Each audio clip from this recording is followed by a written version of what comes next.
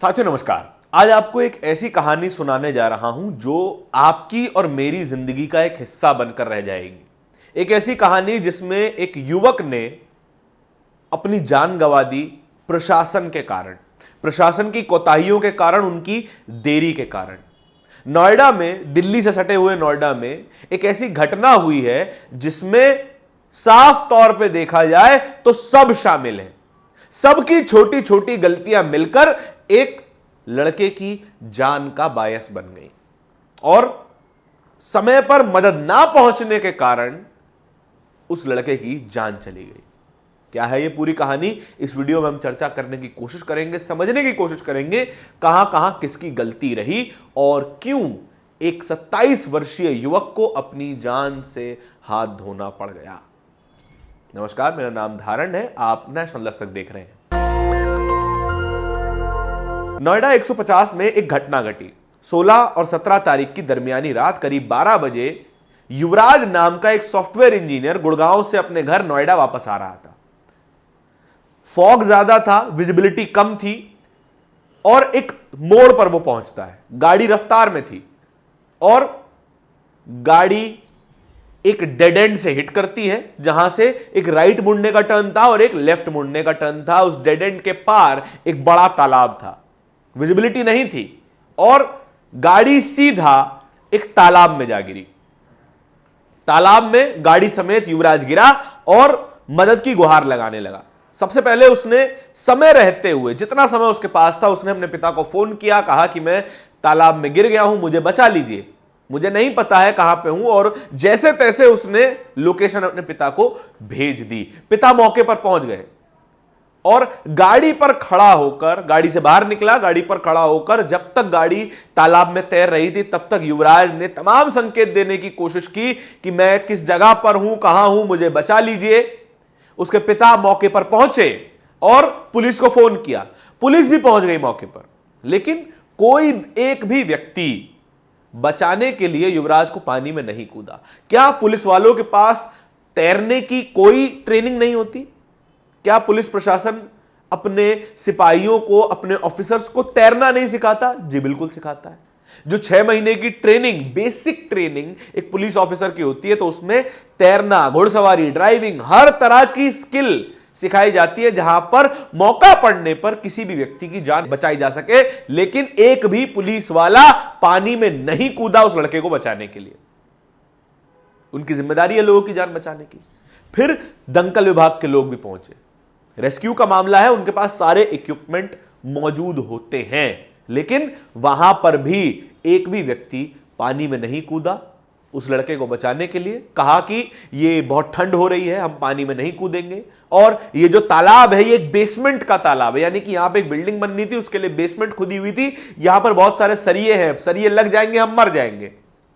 तब भी कोई भी जिम्मेदार ऑफिसर उस बच्चे को बचाने के लिए, उस लड़के को बचाने के लिए पानी में नहीं कूदता है। 2-2.5 घंटा बीत जाता है। लोकेशन बताने के लिए युवराज अपने फोन की टॉर्च जलाता है गाड़ी पे खड़ा होकर और बताता है अपने पिता की तरफ इशारा करते हुए कि मैं कहां हूं।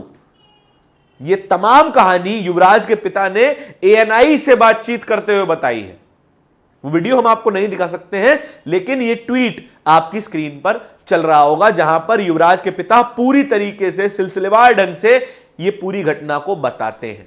रात करीब 1:15-1:30 बजे के आसपास एक डिलीवरी बॉय मनिंदर, जो कि नोएडा सेक्टर 150 में ही रहता है, वो मौके पर पहुंचता है। वो लोगों से बात करते हैं कि क्या हो रहा है, क्या परेशानी है, कोई कूद क्यों नहीं रहा है। मनिंदर ये देखते हुए कि कोई ऑफिसर अपनी जान जोखिम में नहीं डालता, मनिंदर अपनी कमर से रस्सी बांधता है और पानी में कूद जाता है। करीबन आधा घंटा मनिंदर लड़के को ढूंढने की कोशिश करता है, नहीं मिलता तो मनिंदर मजबूरी में वापस आ जाता है और मीडिया से बात करते हुए अगली सुबह वो बयान देता है कि इस लड़के की जान जो गई है वो पुलिस प्रशासन और ऑफिसर्स की कोताही के कारण गई है।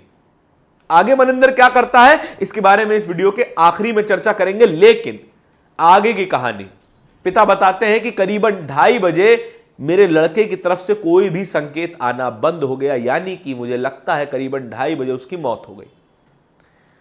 नोएडा उत्तर प्रदेश और दिल्ली का बॉर्डर, ठंड कितनी जबरदस्त होती है आप जानते हैं, ऊपर से पानी में गिर जाना, भीग जाना, कितनी जबरदस्त ठंड लगेगी। क्या कारण ठंड था, क्या कारण डूबने से उसकी मौत हुई, इस बारे में कोई चर्चा करने को राजी नहीं है। और आपको जान के हैरानी होगी कि बॉडी कब निकाली गई, सुबह 6 बजे। इतना देर लग गई, करीबन 6 घंटे से ज्यादा समय लग गया केवल बॉडी निकालने में, और रेस्क्यू ऑपरेशन ही 1 घंटे चला। यानी कि 7 बजे तो रेस्क्यू ऑपरेशन शुरू हुआ है, 12 बजे घटना हुई, 1:30 बजे पिता स्पॉट पर पहुंच गए, उसके बाद पुलिस पहुंच गई, कार्रवाई कुछ नहीं करी गई, 1 घंटे का रेस्क्यू ऑपरेशन किया गया, और उस लड़के की लाश सुबह 6 बजे निकली।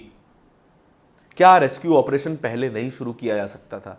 ये तमाम सवाल नोएडा के प्रशासन से हैं, नोएडा अथॉरिटी से हैं, नोएडा की डीएम मेधा रूपम से हैं, नोएडा के जो अथॉरिटी के सीईओ हैं उनसे हैं। हालांकि सीईओ को पद से हटा दिया गया है, डीएम महोदया अभी भी पद पर मौजूद है, लेकिन अभी तक उन्होंने कोई जवाब नहीं दिया है। किसकी जिम्मेदारी थी, क्या है मौत के कारण, कोई जवाब नहीं आया। क्यों? क्योंकि आपकी जान तो कौड़ियों के भाव बिकती है। एक आध लोग मर भी जाए तो क्या फर्क पड़ता है। यह घटना जो हुई है उससे करीब 15 दिन पहले एक और घटना हुई थी, जहां पर एक ट्रक ड्राइवर भी बड़ी मुश्किल से बच पाया था। इसी फॉग की वजह से उसकी गाड़ी भी बाउंड्री वॉल तोड़कर अधर में लटक गई थी तालाब में। वहां पर भी लोगों ने उसको बचाया था। वहां पर भी यह घटना घटने के बावजूद कोई भी बैरिकेड नहीं लगाया गया, कोई रिफ्लेक्टर्स नहीं लगाए गए, कोई भी संकेत नहीं लगाया गया कि आगे खतरा है, आप आगे गाड़ी धीमी चलाएं, कोई संकेत नहीं लगाया गया। लिहाजा युवराज की मौत हो गई। इंतजार किया जाता है कि एक आध मौत हो जाए तो प्रशासन कुछ काम करे। बात मनिंदर की करते हैं। मनिंदर जो लड़का जिसने युवराज को बचाने की कोशिश की थी, अगली ही सुबह उसने अपना बयान बदल दिया। क्यों बदला?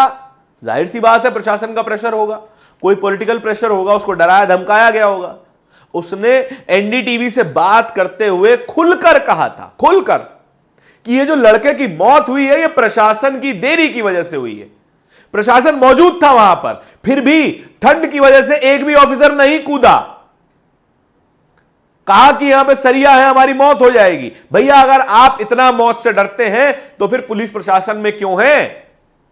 कर लीजिए कोई आराम की नौकरी। अगर आप यहां पर कोई परेशानी बड़ी हो गई, कोई हमला हो गया, तो फिर ये लोग तो अपनी जान बचाते फिरेंगे, नागरिक जाए बाढ़ में। इस तरह की स्थिति है हमारी उत्तर प्रदेश पुलिस की। बाकी लोग जो एनडीआरएफ के लोग थे, दमकल विभाग के लोग थे, वो लोग तक नहीं कूदे। वो तो जान बचाने के लिए जिम्मेदार हैं, वो भी नहीं कूदे। मनिंदर ने खुलकर बताया था एनडीटीवी को कि ये पूरी घटना घटी है, इस लड़के की जान गई है केवल और केवल प्रशासन की वजह से। लेकिन मनिंदर एक ही दिन बाद, अगली ही सुबह अपना बयान बदल देता है। कहता है कि 15 मिनट पुलिस पहुंच गई थी, 15 मिनट में सारे सरकारी अमला पहुंच गया था, उन्होंने बचाने की कोशिश करी लेकिन बच नहीं पाया लड़का। कहां से मैच करती है? 12 बजे घटना होती है और सुबह 6 बजे लड़के की लाश मिलती है। क्या पिता वहां पर मौजूद नहीं थे? पिता के पास जरा सा संकेत नहीं था। पिता तो मीडिया पे कह रहे हैं कि मैं 2:30 बजे मुझे मेरे लड़के के फोन की टॉर्च दिखाई दी थी जिस जगह पर, वहां जाके कोई नहीं बचा पाया। लेकिन प्रशासन के पास केवल और केवल एक्सक्यूजेज होते हैं। उनकी मौत, लोगों की मौत प्रशासन पर कोई रत्ती भर का फर्क नहीं डालती। यह आपकी और मेरी जिंदगी की सच्चाई है। उसके बाद देखिएगा तमाम लोग क्या लिख रहे हैं। तमाम लोगों ने सोशल मीडिया पे शेयर करते हुए, गरिमा रावत है, पत्रकार हैं, उन्होंने मनिंदर का बदला हुआ बयान पोस्ट करते हुए क्या लिखा है जरा देखिएगा। As expected, Flipkart agent Maninder has completely change the sequence of event. Listen to what he told to NDTV earlier and what he has to say now about Yuvraj Mehta's death and police response. What do you think? What happened? आपको क्या लगता है क्या हुआ होगा मनिंदर के साथ? मनिंदर एक सामान्य सा फ्लिपकार्ट का डिलीवरी एजेंट है, घर घर जाके पार्सल देता है, 15-20 हजार रुपए कमाता होगा और उसको डराना धमकाना बहुत आसान है।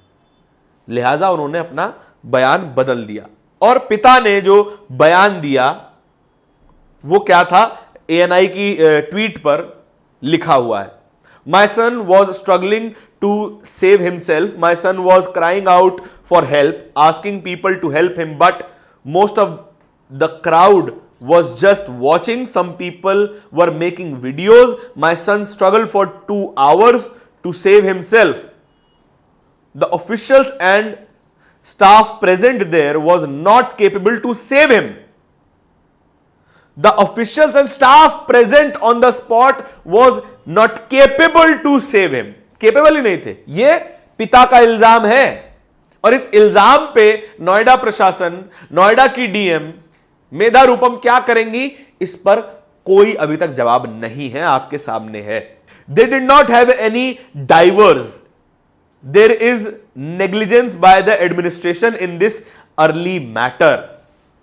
एक भी गोताखोर नहीं था, नेग्लिजेंस थी मैटर में, लेकिन प्रशासन अपनी गलती मानने को आज तक राजी नहीं हुआ है, कभी राजी नहीं होगा। आम आदमी पार्टी के दिल्ली प्रेसिडेंट सौरभ भारद्वाज ने दोनों वीडियो शेयर किए हैं मनिंदर के। हम ये पूरा वीडियो आपको नहीं दिखा सकते हैं, लेकिन शुरुआती बयान में मनिंदर कह रहा है कि ये जो पूरी घटना हुई है इसकी जिम्मेदार नोएडा अथॉरिटी और प्रशासन है, वहां पर एक भी व्यक्ति उसे बचाने के लिए नहीं गया। मैं खुद यानी मनिंदर बचाने के लिए अपनी कमर में रस्सी बांधकर कूद गया था पानी में, लेकिन उसके ठीक बाद मनिंदर अपना बयान पूरी तरीके से बदल देता है। सौरभ भारद्वाज क्या लिख रहे हैं, main eyewitness in Noida techie death change statement, UP सरकार को 100 तोपों की सलामी, DM नोएडा under whom rescue operation and SDRF falls is a daughter of chief election commissioner Gyanesh Kumar. Now you can imagine how difficult it is to prosecute the culprit IAS officer, forget getting them convicted। वो साफ तौर पे इल्जाम लगा रहे हैं कि DM महोदया की गलती है, DM महोदया के अंडर ही रेस्क्यू ऑपरेशन चलाया गया, SDRF उन्हीं के अंडर आती है और वो ज्ञानेश कुमार जी की बेटी हैं, शायद इसीलिए उन पर कोई कार्रवाई कर पाना और उनको कन्विक्ट कर पाना बेहद मुश्किल है। ये सौरभ भारद्वाज इल्जाम लगा रहे हैं साफ तौर पर, और कहीं ना कहीं इशारा भी कर रहे हैं कि ये जो मनिंदर का बयान बदला गया है वो इन्हीं के प्रेशर के अंडर बदला गया है। ये बात कितनी घटिया हो सकती है, आप सोच के देखिए कि एक व्यक्ति की जान चली जाती है, 27 साल किसी माँ बाप ने अपने बच्चे को पाला और 27वें साल में उस बच्चे की मौत हो जाए, उस बाप के आगे, उस बाप के कलेजे पर क्या बीतती होगी। लेकिन आप और हम उसका अंदाजा भी नहीं लगा सकते, और सरकार को, प्रशासन को, DM महोदया को इससे कोई फर्क भी नहीं पड़ता है, कोई फर्क नहीं पड़ता है, क्योंकि आप चावल के दानों जितने हो। चावल के दाने एक आध बिखर भी जाए तो आप बॉदर नहीं करेंगे उनको वापस उठा के प्लेट में रखने की। मर गए, किसको फर्क पड़ता है। इस पूरी खबर के बारे में आपके क्या विचार हैं, कमेंट सेक्शन में बताइएगा जरूर। इस तरह की खबरों को और भी देखते रहने के लिए नेशनल दस्तक को सब्सक्राइब भी कीजिएगा। बहुत बहुत धन्यवाद। दस्तक की आपसे गुजारिश है कि अगर इसको बचाना चाहते हैं तो नेशनल दस्तक को सब्सक्राइब करने के लिए रेड कलर के सब्सक्राइब बटन को दबाएं, फिर बेल आइकन की घंटी दबाएं। नेशनल दस्तक को बचाने के लिए बहुत जरूरी है कि हर खबर को शेयर करें, लाइक करें, कमेंट जरूर करें।